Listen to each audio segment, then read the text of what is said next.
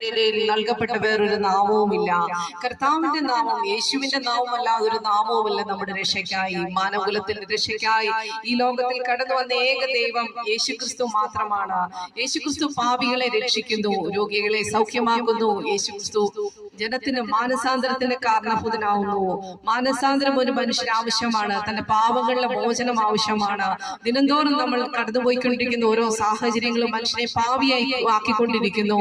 പാപത്തിന്റെ എല്ലാ പാപ സ്വഭാവങ്ങളോടും കൂടെ ആണ് നമ്മൾ ഈ ലോകത്ത് ജീവിക്കുന്നത്. ഈ ജീവിതത്തിൽ നമുക്കൊരു മാറ്റം ആവശ്യമാണ്. ദൈവം നമ്മളെ സ്നേഹിക്കുന്ന മുഖാന്തരമായി നമ്മളുടെ പാപങ്ങളുടെ മോചനത്തിനു വേണ്ടി കാൽവരി ക്രൂശി യാഗമായി തീർന്നു.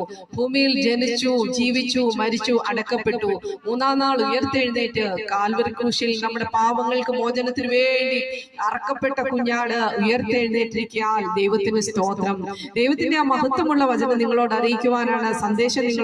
നിങ്ങളെ സ്നേഹിക്കുന്ന ഒരു ദൈവമുണ്ട് നിങ്ങളോട് അറിയിക്കുവാനാണ് ഞങ്ങൾ ഈ ദേശത്ത് കടന്നു വന്നിരിക്കുന്നത്. ഇവിടെ ആയിരിക്കുന്ന എല്ലാ ദേശവാസികളോടുമുള്ള സ്നേഹം അറിയിക്കുന്നു, വന്ദനം അറിയിക്കുന്നു. ദൈവം നിങ്ങളെ സ്നേഹിക്കുന്നു എന്ന സന്ദേശം നിങ്ങളോട് ഞങ്ങൾ അറിയിക്കുകയാണ്.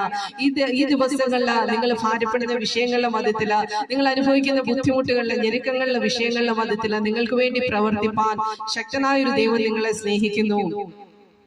ആ സന്ദേശം നിങ്ങളോട് അറിയിപ്പാനാണ് ഞങ്ങളിവിടെ കടന്നു വന്നിരിക്കുന്നത്.